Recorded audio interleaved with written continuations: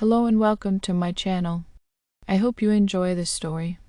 I'm going to try and upload a new story each day. The Haunted Hotel Heist. Prologue.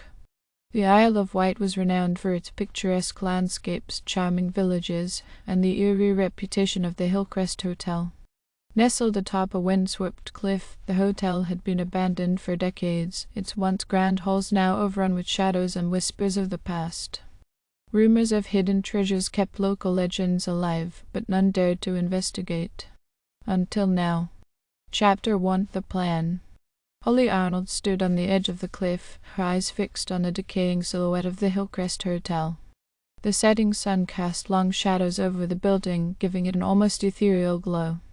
She glanced at her companions, Jake, a seasoned lockpicker with a taste for danger, Maria, an agile cat burglar with nerves of steel, and Steve, the muscle of the group, always ready for a fight. "Tonight we become legends," Holly said, her voice filled with determination. "Inside the hotel is a treasure worth millions. All we have to do is get in, find it, and get out before anyone knows we were here." "Piece of cake," Jake smirked, twirling a lockpick between his fingers. "Just remember," Holly warned, "the locals say this place is haunted. Stay sharp and stick together." With a final nod, the group made their way to the hotel's entrance. The heavy wooden doors creaked open, revealing a grand foyer shrouded in darkness. Chapter 2: The Search.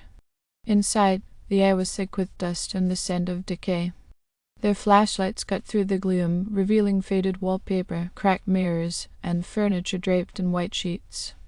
The hotel's opulence had long since faded, replaced by an overwhelming sense of abandonment. "Let's split up," Holly suggested. "Jake, you take the east wing, Maria, the west. Steve and I will handle the main hall and the basement. Stay in touch via radio." The team nodded and dispersed, each member moving cautiously through the hotel.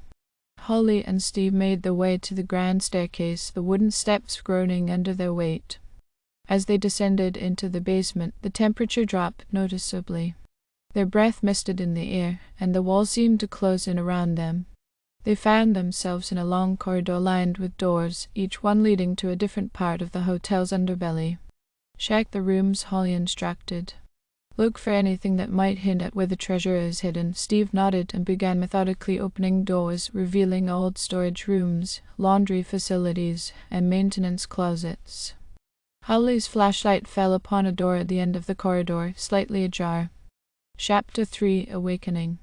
Pushing the door open, Holly stepped into a large, dimly lit chamber. The walls were lined with shelves, each one filled with dusty old books and trinkets. In the center of the room stood a grand piano, its ivory keys yellowed with age. Holly's eyes were drawn to a large painting on the far wall. It depicted a group of people, their faces twisted in expressions of terror. As she approached, she noticed something unsettling. The eyes of the figures in the painting seemed to follow her. "Steve, come look at this," she called. Steve joined her, his brow furrowing as he studied the painting. "Creepy," he muttered. "But I don't see how this helps us find the treasure." "There's something off about this room," Holly said, scanning the shelves. Her gaze fell upon a dusty old book, its cover embossed with strange symbols. She reached for it, but as her fingers brushed the spine, a sudden chill ran down her spine. The ground beneath them trembled, and a low, guttural moan echoed through the chamber. Holly and Steve exchanged a panicked glance as the moan grew louder, reverberating through the hotel. "What's happening?" Steve shouted. Before Holly could respond, the air around them grew heavy with an oppressive presence. The temperature plummeted further, and the moaning gave way to whispers, angry, unintelligible whispers that seemed to come from all directions. "What?" Holly yelled, grabbing Steve's arm. They bolted from the room, slamming the door behind them. As they raced back up the stairs, the whispers followed, growing louder and more frantic. Chapter 4: The Haunting. In the east wing, Jake was carefully picking the lock of an ornate door when his radio crackled to life. "Jake, get out of there, we've awakened something." Holly's voice was urgent, filled with fear. Jake frowned, but before he could respond, the door swung open with a loud creak. He stepped inside, his flashlight illuminating a luxurious suite that had once belonged to the hotel's owner.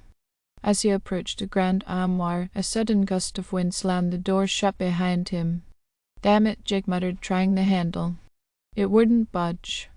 His flashlight flickered, and he felt a cold breath on the back of his neck. Spinning around, he came face to face with a ghostly figure, a woman in a tattered dress, her eyes hollow and lifeless. Jake stumbled backward, his flashlight clattering to the floor. The ghostly woman advanced, her mouth opening in a silent scream. Jake's heart pounded as he fumbled for his radio.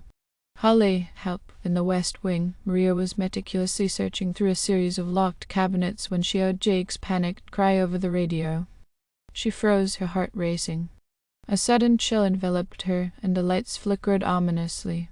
"Jake, where are you?" Maria whispered into her radio, her voice trembling. "Trapped in the owner's suite, the East Wing," came the faint reply. Maria's flashlight flickered, and she felt a presence behind her. Turning slowly, she saw shadows coalescing into the shape of a man. His eyes glowed with an otherworldly light, and his mouth twisted into a sinister grin. Panicked, Maria bolted for the door, but it slammed shut before she could reach it. The ghostly figure advanced, and Maria felt an icy hand grip her shoulder. She screamed, struggling to break free, but the ghost's grip was like iron. Chapter 5: Desperation. Holly and Steve burst into the main hall, their radios filled with the terrified screams of their companions. "We have to save them," Holly shouted. "Oh?" Steve asked, his voice shaking. "We can't fight ghosts, just follow me." Holly led the way back to the grand staircase. They raced up the steps, their flashlights casting frantic beams of light. As they reached the top, the air grew colder, and the whispers grew louder, forming a cacophony of voices. In the East Wing, they found Jake's flashlight abandoned outside the owner's suite. Holly kicked the door open, and they found Jake huddled in a corner, his face pale and eyes wide with terror. The ghostly woman hovered above him, her face contorted in rage. "Leave him alone!" Holly shouted, brandishing her flashlight like a weapon. The ghost turned her hollow gaze on Holly, and for a moment the air crackled with tension. Then, with a bone-chilling will, the ghost vanished, leaving Jake trembling and gasping for breath. "Thank you," he whispered, struggling to his feet. "No time for that," Holly said, helping him up. "We have to find Maria, in the West Wing." They followed the sounds of Maria's struggle. They found her pinned against a wall by the ghostly man, his eyes burning with malevolence. Holly charged forward, swinging her flashlight through the ghost's form. It dissipated with a howl, and Maria collapsed to the floor. "Are you okay?" Holly asked, pulling Maria to her feet. "I think so," Maria panted. "But we need to get out of here, now." Chapter 6: Escape. The team regrouped in the main hall, their faces pale and haunted. The whispers had become a deafening roar, and the air was thick with malevolent energy. "We have to go," Steve shouted, his voice barely audible over the noise. Holly nodded, leading the way to the front door. As they ran, the shadows around them seemed to come alive, reaching out with ghostly hands. The ground shook, and the walls groaned as if the hotel itself was trying to trap them. They burst through the front doors, the cold night air a welcome relief. Behind them, the hotel shuddered and moaned, its windows flashing with eerie light. The team stumbled down the cliff path, not stopping until they reached the safety of their van. Breathless and shaken, they climbed inside, slamming the doors shut. Holly glanced back at the hotel, its dark silhouette ominous against the night sky. "We're never coming back here," Jake muttered, his hands trembling. "No," Holly agreed, her voice filled with resolve. "Some treasures aren't worth the cost." As they drove away, the whispers faded, replaced by the quiet hum of the van's engine. They had escaped the Hillcrest Hotel, but the memories of that night would haunt them forever. Years later, Holly would sometimes wake in the dead of night, the sound of ghostly whispers echoing in her mind. She knew the Hillcrest Hotel still stood, its secrets buried deep within its haunted halls. And though she had vowed never to return, a part of her would always wonder what other dark treasures lay hidden in the shadows, waiting for the next unwary soul to awaken them. Chapter 7: Unfinished Business. Years had passed since the harrowing night at the Hillcrest Hotel, but the memories never left Holly Arnold. Now a successful antiques dealer, Holly had tried to move on, but every now and then, the past would claw its way back into her life. One evening, she received an unmarked package at her shop. Inside was a faded photograph of the Hillcrest Hotel with a note that read, "You left something behind." Her heart raced as she flipped the photograph over. There, scrawled in barely legible handwriting, was a single word, "Return." Despite her promise to never go back, Holly felt a strange compulsion. She contacted Jake, Maria, and Steve, explaining the cryptic message. Reluctantly, they agreed to join her, driven by a mix of curiosity and a lingering sense of unfinished business. Chapter 8 returned to Hillcrest. The four stood once more before the foreboding facade of the Hillcrest Hotel. The years had not been kind to the building. It looked even more dilapidated, its windows dark and menacing. Holly's flashlight illuminated the words "Return" scratched into the wood of the front door.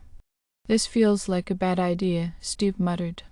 "It is," Maria agreed, but none of them turned back. Inside, the hotel seemed eerily silent, the air heavy with the same oppressive presence they remembered. As they ventured deeper, Holly noticed something peculiar. The once dusty and neglected hall seemed to have been disturbed, as if someone or something had been there recently. "We should split up again," Holly suggested reluctantly. "If the message was meant for us, we need to figure out why." They agreed, and once more, Holly and Steve took the basement while Jake and Maria explored the upper floors. Chapter 9 New Discoveries. In the basement, Holly felt a growing sense of dread. The walls, once lined with shelves, now appeared to be covered in strange symbols glowing faintly in the darkness. Steve pointed out a newly exposed doorway at the end of the corridor. "That wasn't there before," he said, his voice echoing their shared unease. They entered the room cautiously, finding it filled with antique furniture and old trunks. Holly's eyes were drawn to a large chest in the center of the room, its lock broken. Inside, they found documents, old photographs, and a diary. Holly began to read aloud, the entries detailing the life of the hotel's original owner, Charles Hillcrest. He wrote of strange occurrences, guests disappearing, and ghostly apparitions. The final entry was particularly chilling. "Tonight I shall confront the source of the darkness that plagues this place. If I fail, let this be my testament." Chapter 10 Confrontation. Upstairs, Jake and Maria discovered a hidden staircase leading to the attic. It was filled with dust-covered relics and old, forgotten memories. Among them, a large, ornate mirror stood, its surface oddly pristine despite the decay around it. Maria approached the mirror, her reflection shifting unnaturally. "Jake, look at this," she whispered. As Jake joined her, the room grew colder, and their reflections began to change, showing not just their own faces, but the faces of those who had perished in the hotel. Suddenly, the mirror shuddered, and a cold wind swept through the attic, knocking them off their feet.